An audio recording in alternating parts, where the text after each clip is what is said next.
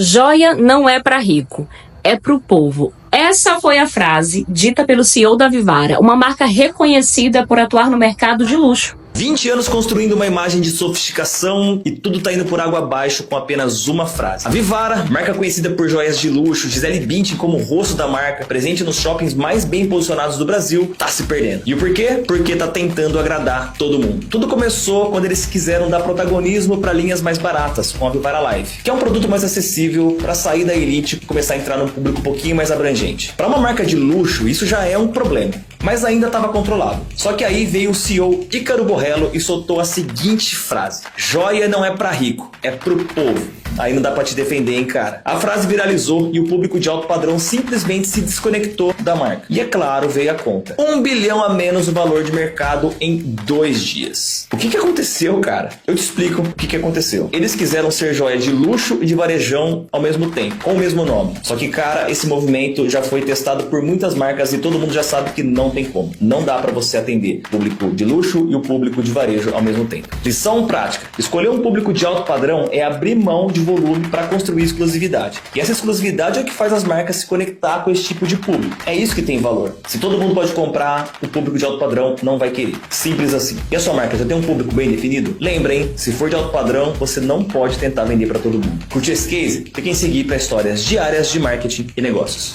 Mas o que está por trás desse prejuízo não é só uma frase mal colocada. É uma aula de branding, percepção social e comportamento humano que muita gente não está enxergando. E se você empreende ou quer crescer com consistência, você precisa entender o que aconteceu aqui e como isso pode estar afetando silenciosamente os seus próprios resultados. Bom, antes de qualquer julgamento, vamos entender o que está em jogo. É o conjunto de ideias, crenças e verdades que a gente repete automaticamente porque foi o que a gente ouviu desde cedo.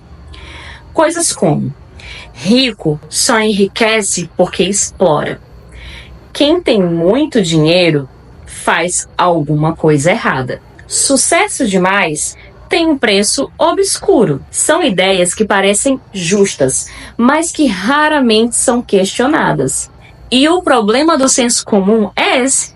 Ele dá a sensação de pertencimento, mas às vezes nos afasta da realidade. Quando eu compartilhei esse caso com uma aluna, ela rapidamente respondeu: eles estão certos. Rico não quer que pobre tenha o que ele tem. Essa foi a frase que ela me falou imediatamente ao ver o vídeo. A princípio, é uma fala polêmica, mas eu não olhei com julgamento, eu olhei com interesse. Porque essa fala não veio do mal, veio da base cultural dela. Uma mulher que, como muitas outras, cresceu ouvindo esse tipo de ideia. E que talvez ela nem lembrasse que essa ideia ainda estava ecoando aí no inconsciente dela. E aqui entra algo muito importante. Ela teve coragem de verbalizar.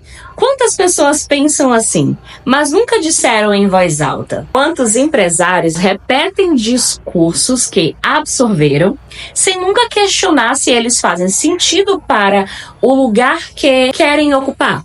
Do ponto de vista da neurociência, quando você critica um padrão que deseja alcançar, o seu cérebro entende que esse padrão é perigoso. Ele registra isso como: isso é ruim, isso é errado, isso não é para mim. Resultado, você sabota qualquer tentativa de alcançar aquilo, porque o seu sistema está programado para te proteger dessa mesma coisa que você, de forma inconsciente, despreza. Até verbaliza que quer, mas emocionalmente despreza. Ou seja, você pode dizer que quer prosperar, mas se no fundo você condena quem prospera, você não vai conseguir sustentar o próprio crescimento. A Vivara não errou em querer crescer ou incluir mais gente. Ela errou ao romper a coerência da marca. O público de alto padrão compra pela experiência, pela exclusividade.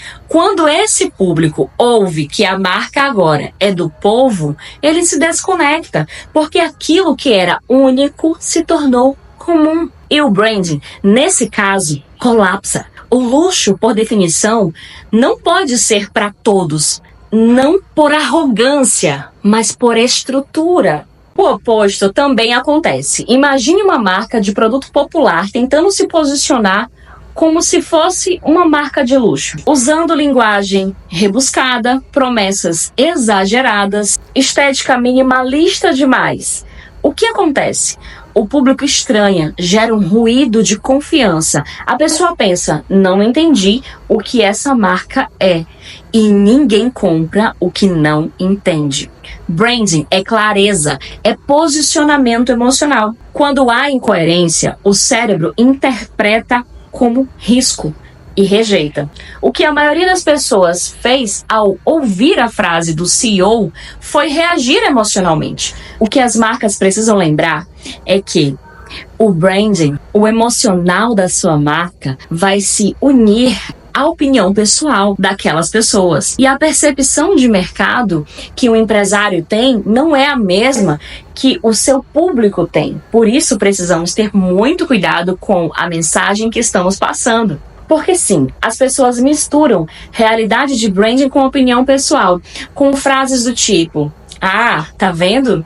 Agora sim é uma marca do povo. Rico ficou com medo do pobre comprar. Mas deveriam ter se perguntado, por que isso não funcionou? O que sustenta uma marca de luxo? Como se constrói uma percepção de valor? Esse caso é uma aula. Se você empreende e ainda está preso ou presa a discursos herdados, talvez esteja se desconectando do público que realmente deveria comprar o que você oferece. O seu posicionamento precisa estar alinhado com o público que você quer servir. E isso exige consciência. Então, da próxima vez que você assistir um vídeo que viralizou, não olhe só para a parte da fofoca. Olhe o que está por trás. Pergunte-se: o que isso revela sobre o mercado? Sobre mim?